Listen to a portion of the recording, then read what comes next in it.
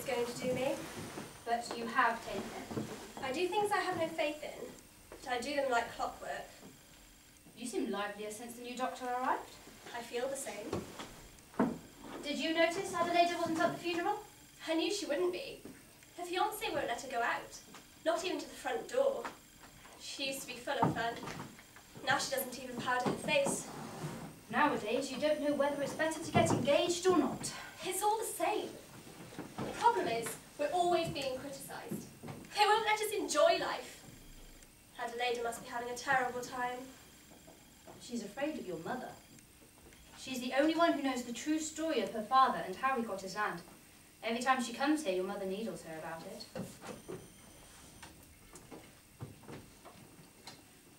Her father killed his first wife's husband in Cuba so he could marry her himself. Then, here, he deserted her and ran off with another woman who had a daughter. And then he had an affair with this girl, Adelaide's mother, and married her after his second wife went mad and died. That despicable man. Why isn't he in prison? Because men cover up for each other on these kinds of things. And no one dares to make accusations. But Adelaide is not to blame for that. No. But these things have a way of repeating themselves. And I see how it all follows a terrible pattern. And she'll suffer the same fate as her mother and grandmother, the two wives of the man who fathered her. What an awful thing. It's better to never lay eyes on a man. Since I was a child, I've been afraid of them. I used to see them in the corral, yoking the oxen and loading the sacks of wheat, with loud voices and clumsy feet. And I was always afraid of growing up, for fear of suddenly finding myself in their clutches. God made me weak and ugly, and set them forever apart from me. Don't say that. Enrique Humanis was after you and he used to like you. The things people make up.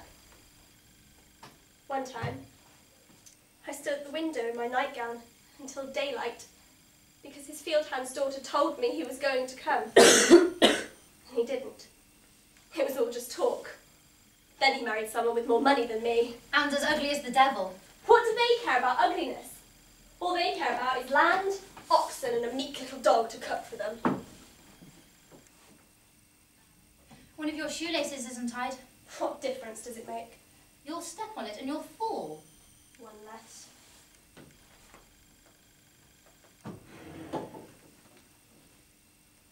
Where's Adela? Ah, she put on the red dress she made to wear on her birthday, went out into the corral and began to shout, "Chickens, chickens, look at me!" I had to laugh. His mother had seen her. Poor little thing, she's the youngest of you. And she has dreams. What time is it? It must be 12 by now. Really? It's just about to strike.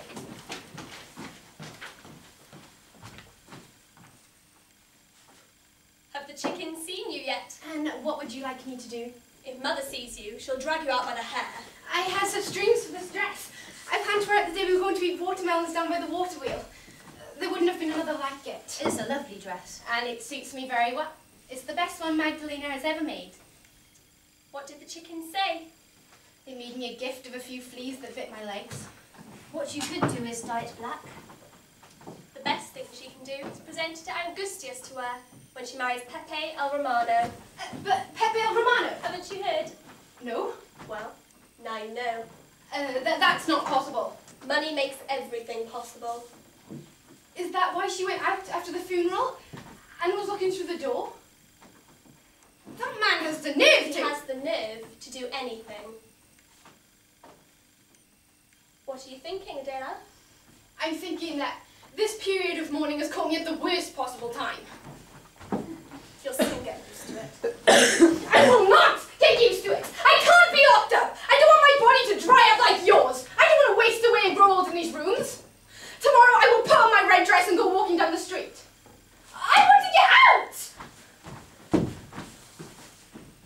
That child is ill. Of course. She hardly sleeps. What does she do? How do I know what she does? You would know better than I do since you sleep with only a wall between you. Envy is eating her up. Don't exaggerate. I see it in her eyes. She's beginning to look a little mad. Mother is calling you. The man who sells the laces here.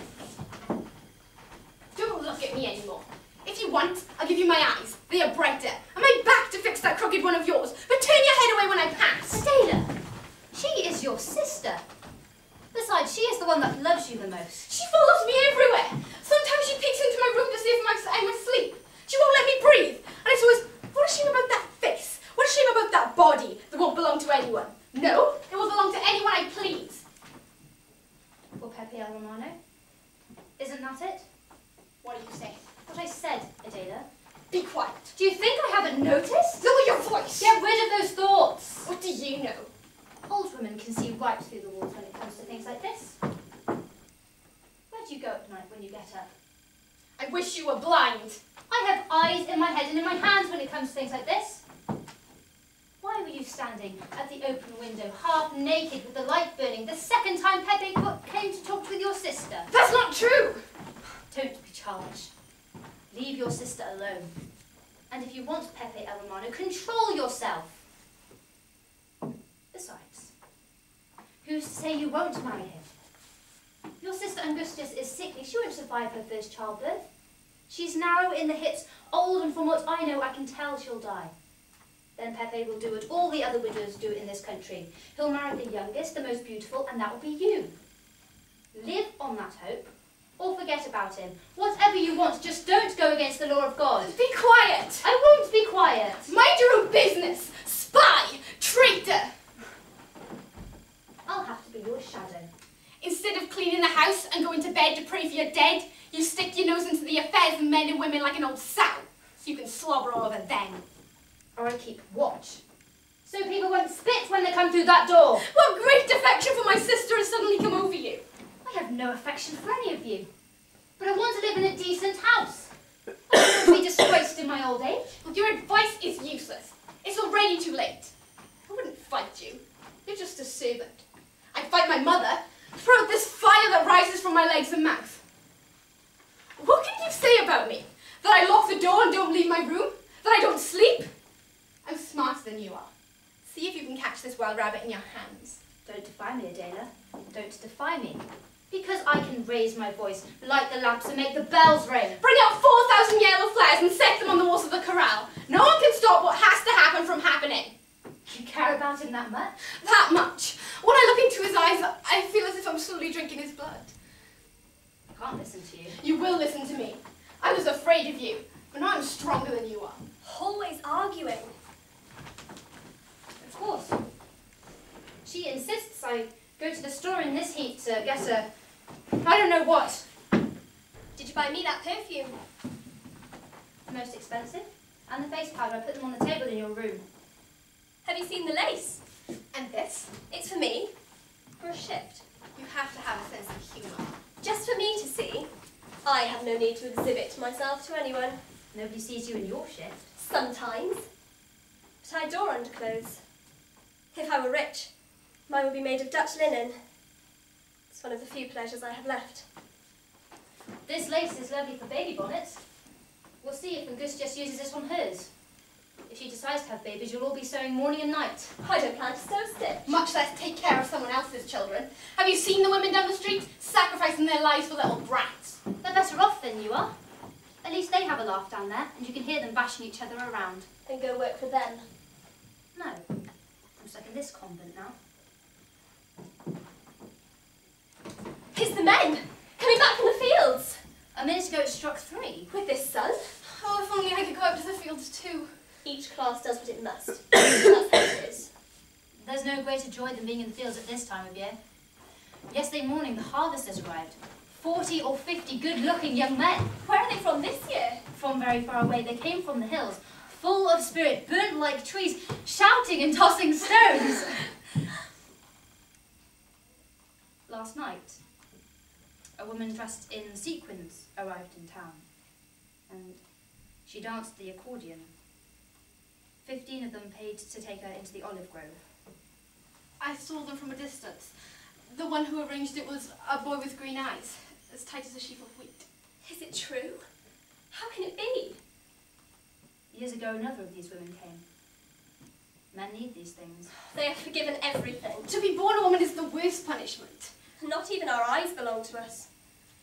I'd like to be a harvester, so we can forget what's eaten away at us. What do you have to forget? Each of us has something. Each of us. Be quiet. Let's go and watch them from the window of my room. Be careful, Laws open it too wide. They're bold enough to give it a push to see who's looking.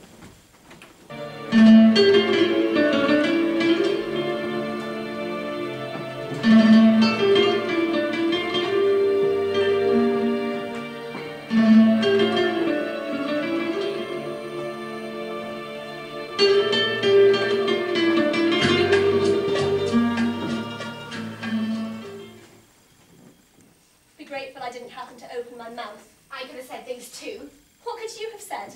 Wanting is not doing. She who can, does. And she who takes the first step. Well, you wanted to, but you couldn't. You won't go on like this much longer. I'll have it all. I'll tear you out of his arms. Material, leave me alone. Never. He wants me in his house. I saw the way he embraced you. I didn't want to. It was like being dragged by a rope. You'd be better off dead.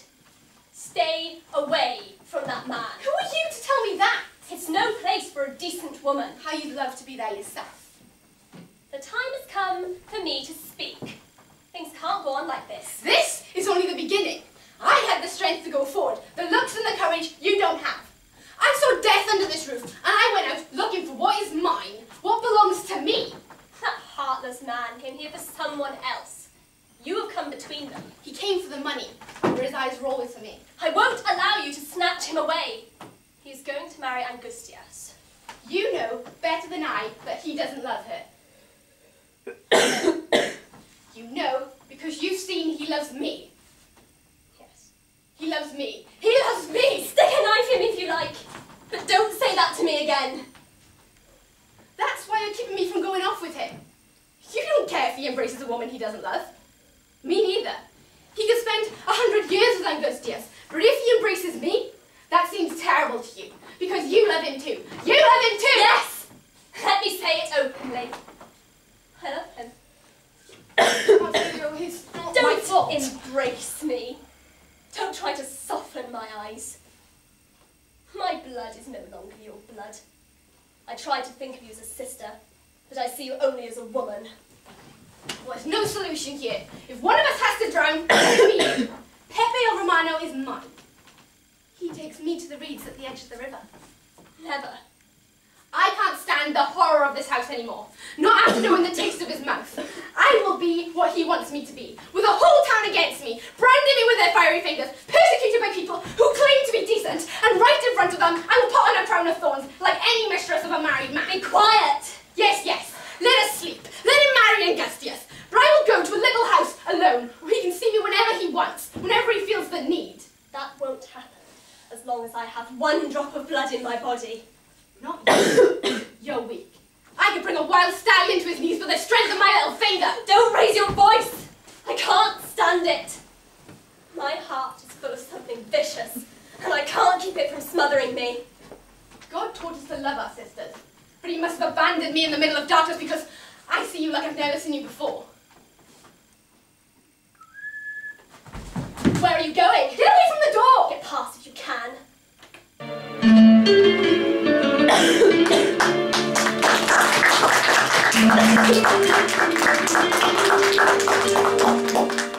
Okay, thank you, Alice. Thank you. Right.